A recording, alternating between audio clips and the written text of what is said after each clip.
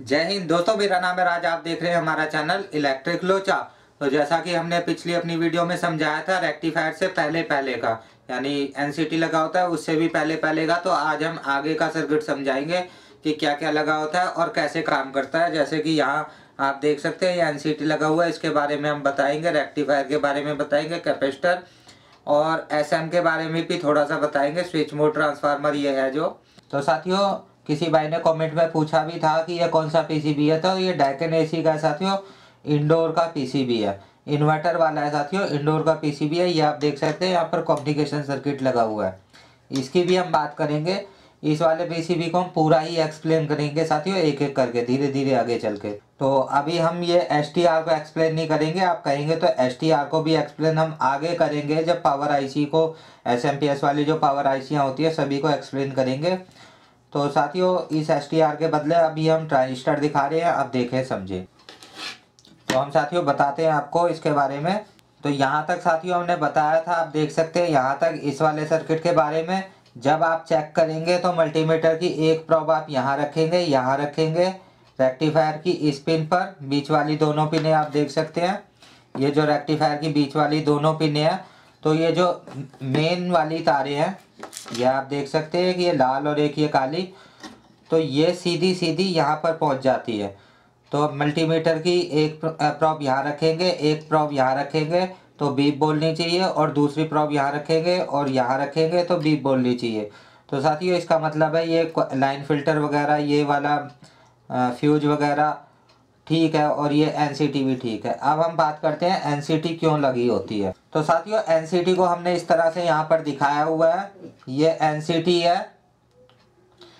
तो एनसीटी यहाँ क्यों लगाई जाती है ये आप समझ लें कि आप देखते हैं कि यहाँ पर ये मोटा कैपेसिटर लगा हुआ है, ये वाला मोटा कैपेसिटर। तो जब ये साथियों पूरा डिस्चार्ज होता है, फुली डिस्चार्ज जब ये होता है, तो शॉर्ट की तरह रिएक्ट करता है, जैसे आगे दोनों तारें मिला रखी हो। कैपेसिटर का नियम ही यही है कि कैपेसिटर जब पूरा डिस्चार्ज होता है, जब उसे हम पूरे डिस्चार्ज कैपेसिटर को जब बिजली में लगाएंगे, उसकी दोनों तारें ऐसे करके बिजली में लगाएंगे, तो एकदम से पटाखा मारेगा। पटाखा वो इसीलिए मारता है क्योंकि वो शॉर्ट की तरह रिएक्ट करता है, जैसे दोनों तारें आपस में इस तरह से मिला रखी हैं। और जैसे जैसे ये चार्ज होता जाता है तो यह करंट लेना बंद करता जाता है। डीसी वोल्टेज की बात कर रहे हैं साथियों हम, डीसी में, एसी वोल्टेज की बात नहीं कर रहे हैं। एसी में बार बार चार्ज और बार बार डिस्चार्ज होते हैं कैपेसिटर, इसलिए करंट वो लेता रहेगा। लेकिन डीसी में करंट लेना बंद कर देगा जब वो पूरा चार्ज हो जाएगा।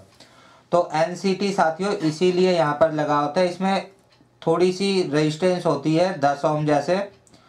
तो जैसे साथियों 10 ओम का एनसीटी अगर यहाँ पर लगा हुआ है, तो वोल्टेज इसमें से जाएगी और यहाँ से डीसी वोल्टेज इस पर सीधी नहीं जाएगी, इसमें रेजिस्टेंस में थोड़ी सी वोल्टेज ड्रॉप हो जाएगी, जिससे स्पार्क कम हो जाएगी। जब हम इसको प्लग लगाएंगे इसका, तो स्पार्क कम हो जाएगी। तो साथियों, जब हम इसको ऑन करते हैं, फर्स्ट टाइम इसका प्लग लगाते हैं या स्विच ऑन करते हैं, तो उसकी स्पार्क को कम करने के लिए यहाँ एनसीटी लगाया जाता है। कई बार ये ऐसा होता है कि एनसीटी अगर यहाँ पर नहीं लगाया तो यह इतना बैकलोड डाल देता है एकदम से कि रेक्टिफायर भी शॉर्ट हो जाता है। तो रेक्टिफायर को भी बचाने के लिए, रेक्टिफायर की भी सेफ्टी के लिए, फ्यूज की भी सेफ्टी के लिए, सारी चीज़ों की सेफ्टी के लिए ये एनसीटी बीच में लगाया जाता है। यानी कि कैपेसिटर ओवर करंट देता है शुरू में, तो रेक्टिफायर खराब होने के चांस होते हैं। रेक्टिफायर सेफ हो गया इसकी लगाने की वजह से। तो साथियों, जब रेक्टिफायर पर यहाँ वोल्टेज चली जाती है, तो आप देख सकते हैं कि इस तरफ जो ये टेढ़ा होता है थोड़ा सा, ये रेक्टिफायर ब्रिज, तो यहाँ पर जब रेक्टिफायर पर वोल्टेज आ गई बीच वाली दोनों पिनों पर, तो यहाँ पर पॉजिटिव वोल्टेज निकलेगी, यहाँ से नेगेटिव वोल्टेज निकलेगी साथियों, तो ये कैपेसिटर चार्ज हो जाएगा। ये मोटा कैपेसिटर इसलिए लगाया जाता है क्योंकि एसी वोल्टेज रेगुलर नहीं आती है, कंटिन्यू नहीं आती है। तो उसमें साथियों ब्रेक होते हैं। जैसे एसी वोल्टेज को आपने देखा होगा, इस तरह से दिखाते हैं, इस तरह से। तो इसमें अगर हम बीच में एक लाइन डाल दें, ये थोड़ी छोटी रह गई, लंबी कर देते हैं। तो बीच में साथियों अगर हम लाइन डाल दें, तो ये वाले जो आप देख रहे हैं ऊपर की तरफ जा रही है पॉजिटिव है, नीचे की तरफ जो आ रही है नेगेटिव है। यहाँ पर आकर इसका एक साइकिल पूरा होता है साथियों। तो इस तरह के इसमें एक सेकंड में 50 साइकिल होते हैं। तो साथियों, इसमें उल्टी सीधी दोनों तरह से वोल्टेज आती है। एक बारी पॉजिटिव इसमें आएगी, एक बारी साथियों पॉजिटिव इसमें आएगी, एक बारी इसमें आएगी। तो जिस समय यहाँ पर पॉजिटिव आ रही है उस समय यहाँ नेगेटिव होगी, और जिस समय यहाँ नेगेटिव आ रही है उस समय यहाँ पॉजिटिव होगी। तो इस तरह से एसी वोल्टेज में नेगेटिव पॉजिटिव आपस में चेंज होती रहती है। तो यहाँ से आप देख सकते हैं ब्रिज रेक्टिफायर के अंदर 4 डायोड होते हैं।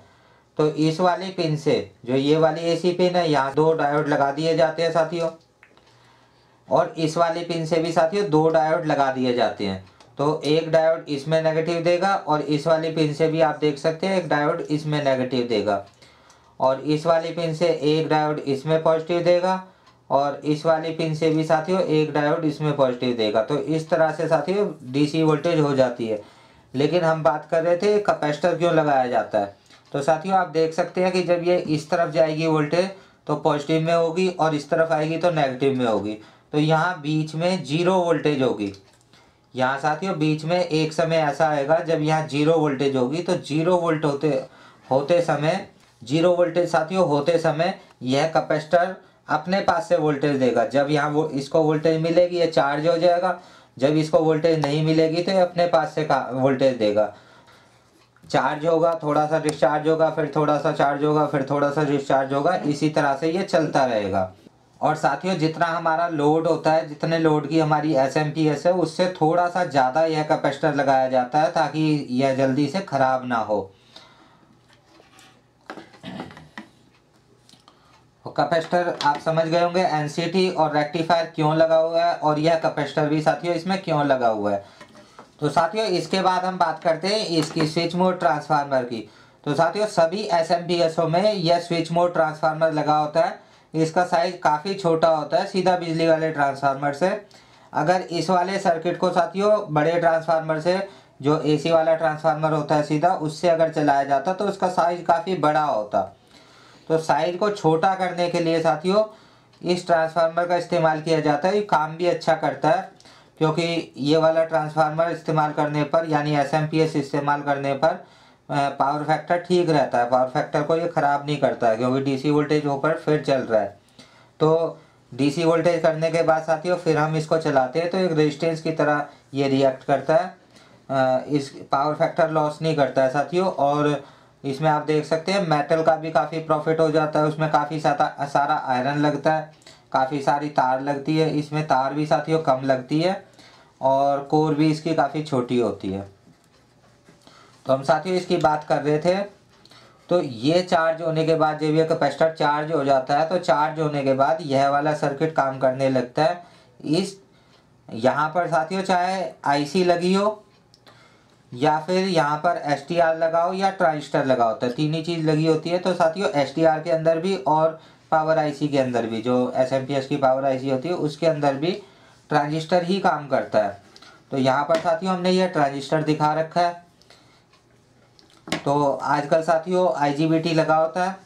तो आईजीबीटी में कुछ खास फ़र्क होता नहीं है, आइसोलेटेड गेट होता है। तो यहाँ से अगर हम इसको कट कर दें इस तरह से, और यहाँ हमने बेस लिखा है, बेस की जगह पर अगर हम यहाँ जी लिख दें तो यह आईजीबीटी हो गया साथियों। तो आईजीबीटी आजकल इस्तेमाल होते हैं।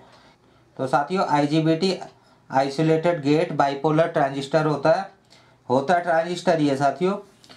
तो इसकी जगह यहाँ पर गेट हो जाता है। फिलहाल हम इसकी ड्राइव की बात नहीं कर रहे हैं, आगे हम इसकी बात करेंगे कि ये एसटीआर और पावर आईसियाँ कैसे काम करती है। अभी हम सिर्फ इसी की बात कर रहे हैं। तो आप देखें कि अगर एसटीआर या पावर आईसी लगी हुई है तो वह आईसी के अंदर होता है, यह ट्रांजिस्टर उस आईसी के अंदर होता है। और इसके साथियों अमीटर पर एक रेजिस्टेंस लगी होती है जो बहुत ही कम वैल्यू की होती है। जैसे हमने यहाँ पे दिखाई है 0.1 ओम। तो यह रेजिस्टेंस साथियों इसका लोड कैलकुलेट करती है कि ओवरलोड तो नहीं हो रहा है, कहीं शॉर्ट सर्किट तो नहीं हो रहा, तो ये बंद कर देती है फिर। तो यहाँ से आप देख सकते हैं साथियों कि यह कैपेसिटर चार्ज हो जाता है। चार्ज होने के बाद जो इसकी पॉजिटिव है, जिस पर 300 या 350 वोल्ट के बीच में होते हैं, तो वह सीधी स्विच मोड ट्रांसफार्मर की अंदर चली जाती है। इस तरह से वाइंडिंग के अंदर घूमती हुई यहाँ से बाहर आ जाती है। तो यहाँ आप देख सकते हैं इस वाली वायर को, जो यह वाली वायर है, इसको स्विच कराया जाता है। यानी कि यहाँ पर बार बार करंट इस तरह से चालू होता है, बंद होता है, चालू होता है, बंद होता है, बहुत ही फास्ट। इतना फास्ट साथियों कि जैसे ज़्यादातर एसएमपीएस 65 किलो हर्ट्ज पर बनती हैं और ये 100 किलो हर्ट्ज से ज़्यादा भी होती है। 100 किलो हर्ट्ज का मतलब जैसे हमारे घरों में 50 हर्ट्ज की फ्रिक्वेंसी आती है, तो यहाँ साथियों यह 100 किलो हर्ट्ज तक की, 300 किलो हर्ट्ज तक की भी एसएमपीएस होती है साथियों। इतनी तेज़ी से ये आईजीबीटी स्विच करते हैं। तो यहाँ पर आप साथियों देख सकते हैं कि जैसे हमने अपनी लास्ट वीडियो में बताया था कि जब स्विच होता है तो स्पाइक जनरेट होती है। जब हम स्विच को ऑन करते हैं या ऑफ करते हैं तो स्पाइक वोल्टेज जनरेट होती है। तो यहाँ पर भी साथियों स्पाइक वोल्टेज जनरेट होती है। उस स्पाइक वोल्टेज को कंट्रोल करने के लिए एक यहाँ डायोड लगाया होता है और एक पीएफ लगाया होता है जो ज़्यादा वोल्टेज का होता है साथियों। 1 kV या 2 kV वोल्टेज का तक का लगा देते हैं। तो उसकी शक्ल कुछ इस तरह की होती है, आप देख सकते हैं। जैसे यहाँ पर ये नीले वाला लगा हुआ है, यह वाला साथियों। तो यह वाला साथियों 1 kV 1 किलो वोल्ट के आसपास का पीएफ होता है, यानी हाई वोल्टेज का पीएफ होता है साथियों ये, और 10,000 पीएफ करीब इसकी वैल्यू होती है। तो ये साथियों स्पाइक को कंट्रोल करने के लिए लगा होता है, जो यहाँ से स्पाइक जनरेट होगी। फिर भी जनरेट होती है साथियों इसके बाद भी। तो यह कैपेसिटर बार बार, यह वाला जो कैपेसिटर है यह एक बार ही चार्ज हो जाता है, तो इसको डिस्चार्ज करने के लिए 100 K की यहाँ पर रेजिस्टेंस लगी होती है इस कैपेसिटर के ऊपर, ताकि बार बार इस कैपेसिटर को डिस्चार्ज भी करती रहे। डिस्चार्ज होगा तभी ये स्पाइक वोल्टेज को रोक पाएगा। और इस तरह से यहाँ डायोड लगा होता है साथियों।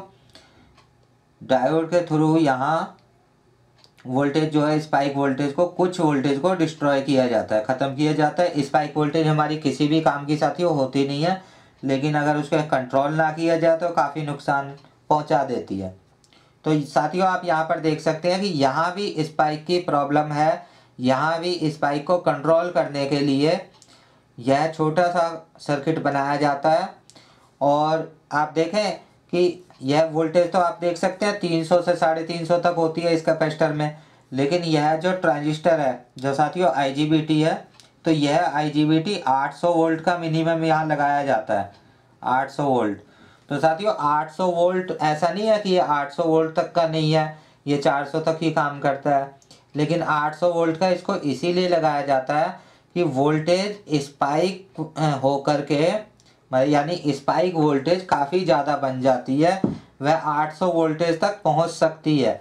तो इसलिए साथियों यहाँ पर 1000 वोल्ट 1200 वोल्ट तक के भी आईजीबीटी इस्तेमाल किए जाते हैं। ये 800 को भी कई बार क्रॉस कर जाती है अगर लोड ज़्यादा हो तो। स्पाइक कंट्रोल करने के बाद भी साथियों अगर यह वाला, इस वाले सर्किट में कुछ ख़राब हो जाए साथियों, यह डायोड ख़राब हो जाए, जो यहाँ पर आप दूसरी एसएमपीएस में दिखा देता हूँ मैं आपको, तो इसमें साथियों थोड़ा एसएमडी कंपोनेंट है, तो इसमें आप ठीक से दिखाई नहीं देगा, समझ नहीं पाओगे, तो मैं आपको इसमें समझा देता हूँ। तो यहाँ पर आप देख सकते हैं कि यह वाली जो रेजिस्टेंस आप देख पा रहे हैं, यह वाली, तो यह वाली रेजिस्टेंस साथियों ये है, ये जो रेजिस्टेंस हमने यहाँ दिखा रखी है, और यह छोटा पीएफ इसमें भी लगा रखा है। और यह वाला डायोड साथियों, यह डायोड इसमें स्पाइक कंट्रोल करने के लिए लगा हुआ है। तो अगर साथियों यह वाला डायोड ख़राब हो जाता है, और या यह वाला पीएफ ख़राब हो जाए, या यह वाली रेजिस्टेंस ख़राब हो जाए, तो एसएमपीएस बार बार ख़राब होती रहती है साथियों। सब कुछ ठीक रहेगा, इन चीज़ों को कोई चेक नहीं करता है, ये चीज़ें चेक करनी बहुत ही ज़्यादा ज़रूरी है।